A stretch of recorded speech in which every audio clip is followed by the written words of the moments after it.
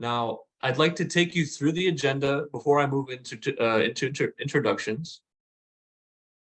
And let me start by introducing Prabhu and myself. Prabhu is our CTO and the man behind all those fantastic things you see in iMarq. He's going to be talking to us about all things WMX and more. My name is Evan Ufkes. I'm a business development rep here at Connixt. I work with crews and teams to help them simplify their maintenance processes.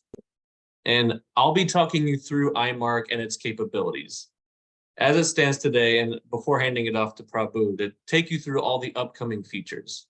Now, we will both answer your questions at the end of the session, but again, please feel free to pop them in whenever you have one. Moving on, so what is iMarq? iMarq is our premier mobile application that digitizes and automates your workflows. It eliminates any paper-driven processes, allowing your crew to be more efficient and ultimately save time. iMarq also integrates with other enterprise systems you might be using or plan to use in order to streamline your processes and simplify even the most complex systems.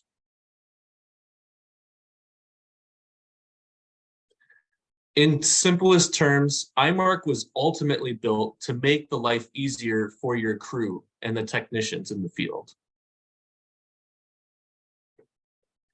So, looking at the past, iMarq has been primarily used for asset management, right? Specifically, the maintenance of those assets.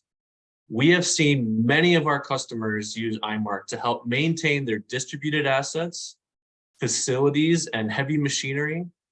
There has really been no challenge big enough for us when it comes to this.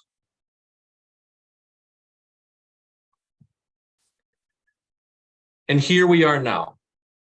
We are still doing what we do best, which, to put it frankly, is enabling our customers to be more efficient by use of our iMarq system.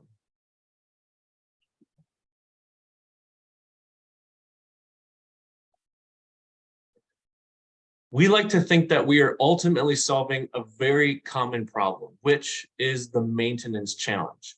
You know, we break it down to what is being done, right? The work itself, the frequency of what is being done, so how often, where it is being done, and who is ultimately completing said work.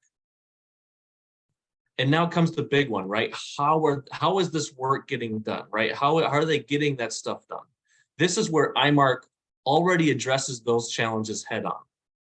It digitizes and automates those processes into one easy-to-use system.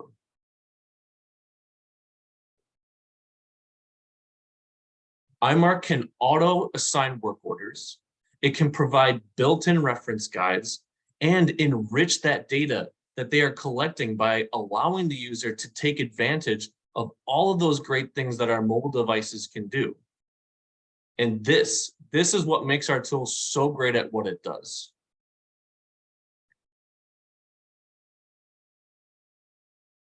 So what's missing, right? It's the ability to manage parts, equipment, and inventory. And this is where I'd like to hand it off to Prabhu.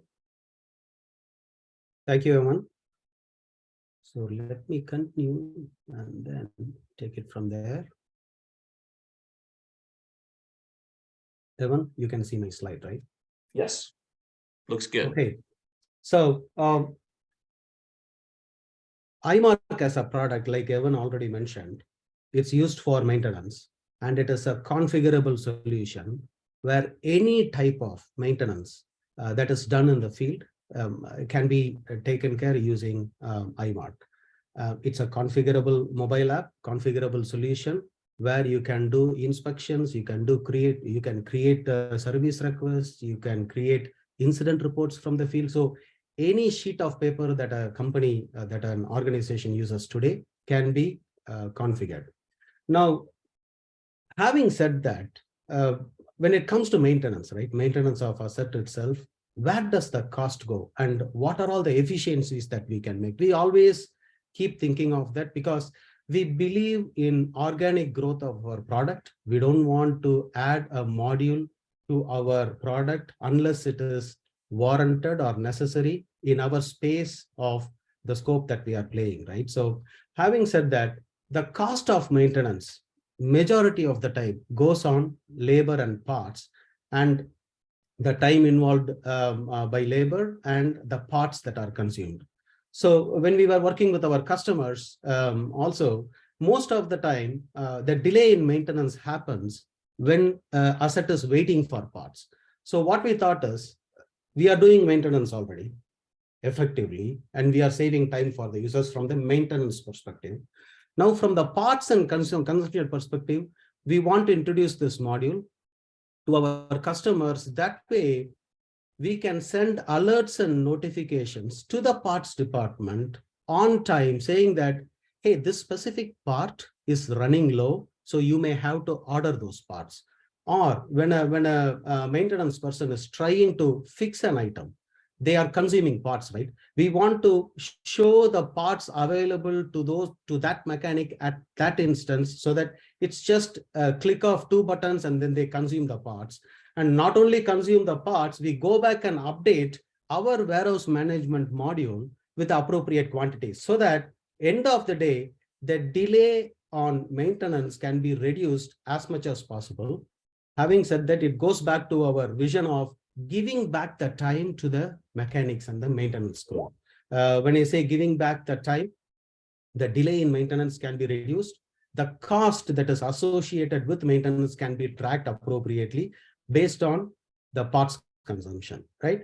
Having all this in mind, we want to come up with this warehouse management extension module. We are not calling it as a warehouse management system. We are calling it as warehouse management extension because we pick and choose transactions that are applicable for the maintenance world. Now, having said that, let me go to the scope of the module itself, right?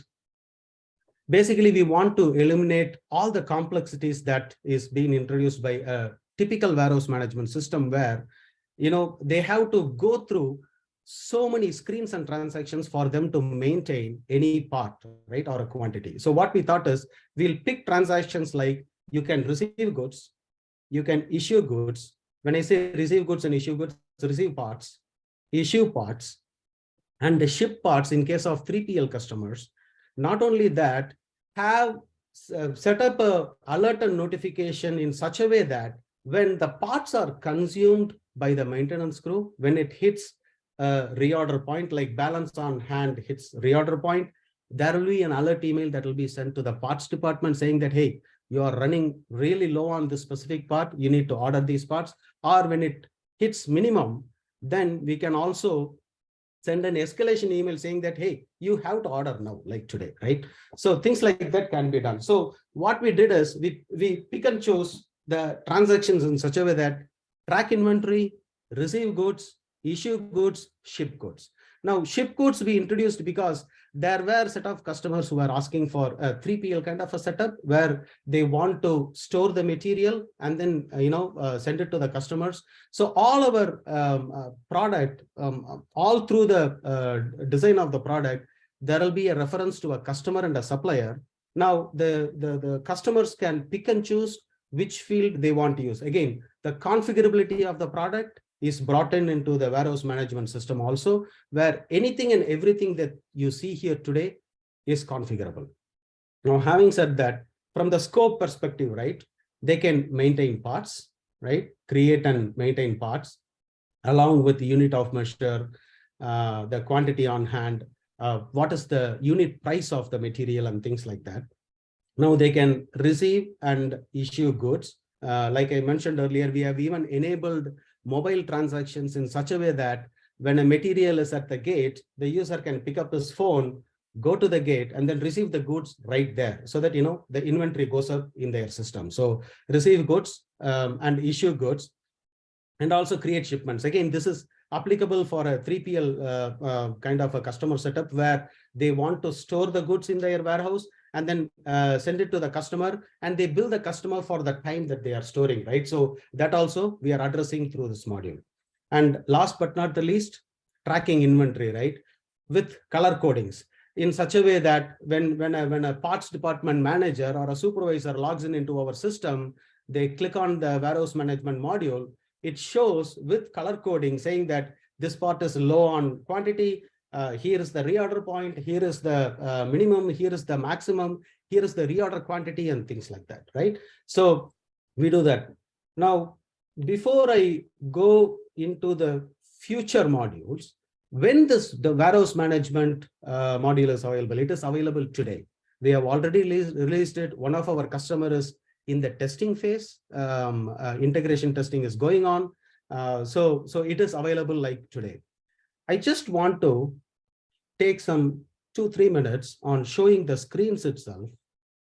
So let me bring my Firefox browser here, and then I will log in as a user into our system. This is our website. Again, it is hosted out of Microsoft Azure.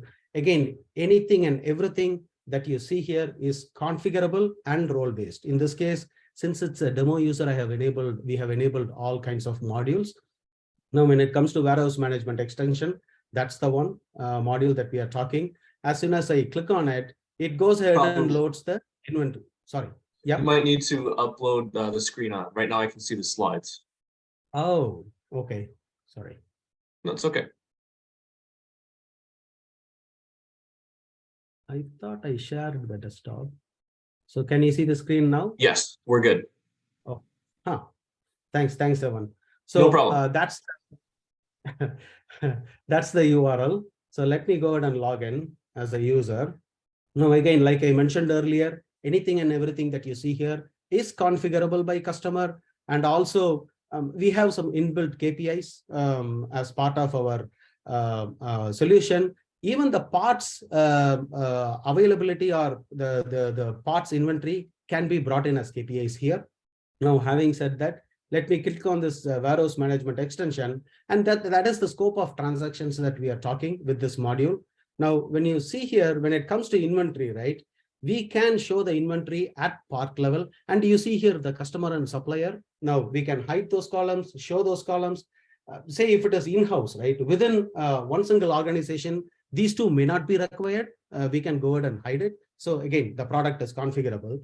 Now, when it comes to the color coding itself, green is more than max, yellow is like nearing minimum, red is less than minimum, right? So that's the balance on hand. That's the reorder point, reorder quantity, minimum and maximum. So you can maintain all these quantities using our module, using our product. We can also send alerts, like I mentioned earlier. When a balance on hand hits less than reorder point, less than between minimum and maximum, and less than minimum, so we can send those alerts and notifications through our system. Now, in future, we are also planning to introduce a procurement module that I'll come next. But again, for now, it is warehouse management extension to track inventory, right? Now, when it comes to inventory itself, we can track it at the part level, or we can go at the plant level, storage location level, or bin level. We also have a view of serial materials, right? Serial number based materials. So all those things we cover. But again, based on the customer's need, we will go ahead and configure it. Basically, these two transactions covers creating and maintaining parts, goods issue, goods receipt, shipment itself. You can create shipments. And also, when it comes to shipment, we also support the PDF outputs in your own format. We can go ahead and print it out with barcodes and a bill of lading barcodes and shipment number barcodes.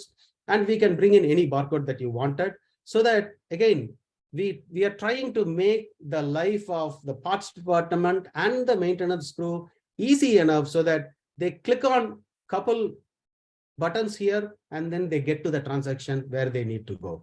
You can also import parts. If you want to import it from an Excel sheet, you can go ahead and import it, or you can even export it. Now, having said that, WMX module is a standalone module that is hosted out of Microsoft Azure. We have our own database. It works within 4 walls. On top of it, if you want, it can also be integrated with your enterprise asset management system where you are maintaining parts. And if you want to, again, bring the parts from your EAM system to our system and just manage the quantities alone so that you can keep track of inventory levels, we can do that too. So it's a hybrid approach that we also support, where we can coexist with your existing environment.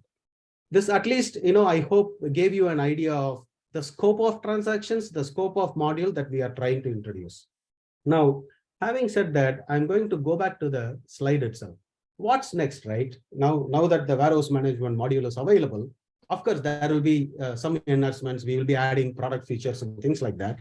Now, the next step in the process itself is, like I mentioned earlier, we are planning to get into the procurement side of it. See, when it comes to procurement, again, I'll be very candid, right? It is going to be a little complex. Creating a purchase order, placing a purchase order acknowledgements. We have done that before. We have done one other product which takes care of all those things, but creation of a purchase order itself, we are planning to introduce probably by 2024 Q1, it should be available. So we are planning to introduce a procurement module, and we also want to get into AI, right? Now, when it comes to technology and product, right, we are very strong and not introducing anything that is not warranted by a use case, in the sense where we don't want to do it for the sake of technology. We want to do it only if there is how to put it, that there is a use to it, there is a requirement to it, right? Now, having said that, some of the use cases that we are thinking is like when a mechanic is trying to do a specific maintenance task, we want to introduce search capabilities in such a way that it goes back and brings what needs to be done for that kind of a specific maintenance task that he or she is doing, or bringing up the VMRS codes based on the kind of the issue that the mechanic is explaining, right? He talks to the app. Like as of today, we have speech to text as part of our solution, right? For entering comments, they can just talk to the app and it types it for them. Now, as an extension of it, they tell this is the issue, and it brings up the appropriate VMRS code. So those are all some of the use cases that we are thinking that we wanted to introduce. We are also planning to work with Microsoft Azure AI capabilities on that. We are planning to partner with them. It's not done yet, but again, we are in process of investigating those areas so that we bring in AI into our product. Again, we do all these things because we want to make the life of the crew easier, and then give back the time that they want to spend, that they really want to spend in actual maintenance task rather than filling up a sheet of paper. At least that is what I wanted to share regarding the warehouse management and future modules of iMarq. Evan? Perfect. Well, hey, thanks, Prabhu. I appreciate everything that you've had to show us today. I am personally excited to see how this WMX and all of these new features, is going to add such great value to our customers. We are going to move into taking questions from the audience next. If we happen to run out of time and we cannot address all the questions, please don't worry. You can reach out to us after the session. So please feel free to reach out to either Prabhu or I with any additional questions. Just open the QA here. It doesn't look like we have any right now. That means we have done an awesome job, Evan. Absolutely. Okay, we have one here. So we have a question. What data inputs needed to get the warehouse extension started? We need the parts details. Again, like I mentioned earlier, part number, description, quantity related items, UOM, unit cost if you want to maintain. Now, again, we would also like to know the scope of the transactions that you want to implement, what you want to do with this warehouse management. That dictates many other things. Like, for example, you also want to receive goods, then we may need some more information. But to bare minimum, to start with, part number, description, associated quantities, unit of measure, and we can run with it. Perfect. Thank you. Again, just to reemphasize, just to add to it, sorry. Now, remember, these parts that you are maintaining using our warehouse management module will be available for the mechanics when they are filling up the inspection, right? Inspection form using our product. These parts will be available for them to utilize during the inspection time. We will show on-hand quantity. The moment they consume it, the on-hand quantity or balance on-hand quantity in the inventory will go down. So things like that is auto-built, and especially we are doing this to make the maintenance crew's life easier. Perfect. Next question. How is the WMX licensed? Oh, that's a good one. Is Satish there on the line? Probably that question we will take into the notes, and then we can respond to it separately. Usually we go by users. I'll be when it comes to the maintenance side of it, we go by number of users who is going to use the product. It's a subscription model. There will be an initial implementation cost, and then there is going to be a user-based cost. But when it comes to warehouse management, we have some ideas. We will share it with you separately. Perfect. Thank you. Next question I have. The BOM for assets, meaning the bill of materials, may be common parts. How do we account for those? Okay, that's a good one. In fact, we are doing it for one of our customers. There are, see, when it comes to a specific part, you can maintain references in our product so that you can associate a part to different assets, right? Part is a consumed material for your maintenance purposes, whereas this is consumed for maintaining a specific asset. So you can maintain multiple references for a given part, and we have screens for it using which those references are. In fact, that helps us, right? During the inspection time or during the maintenance time, when a user tries to get a part, we will go ahead and filter it by that asset, whatever that available parts, and it shows up. You can maintain with reference to asset. You can maintain with reference to work orders. You can maintain with reference to any other transaction out there that is created using our product. So yes, we have screens to maintain the references. Great, thank you. Okay, next question is, which verticals are scoped for WMX implementations? Okay. That's and this might touch on a little bit of maybe the 3PL, but any business. Sorry, go ahead, Evan. I was just going to say this might touch on a little bit of what we were talking about earlier with 3PL, but again, with our current vertical, 3PL is also part of it, but any industry out there, see, when it comes to iMarq as a solution, right, we are concentrating on, or we are targeting 3 verticals right now: utility, transit, and construction. When it comes to transit, it is trucking also, like logistics also we are doing. But from the product perspective, right, it's a configurable product. Even warehouse management, it is a configurable product.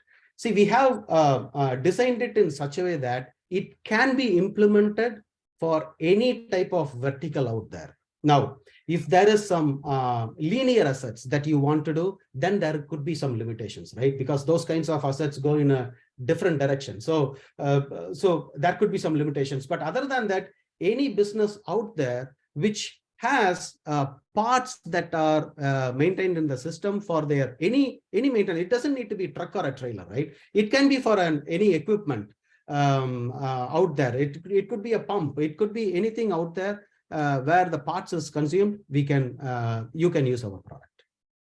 Perfect. Okay. Next questions are, what are off-the-shelf integrations available? I mean, which apps can be integrated?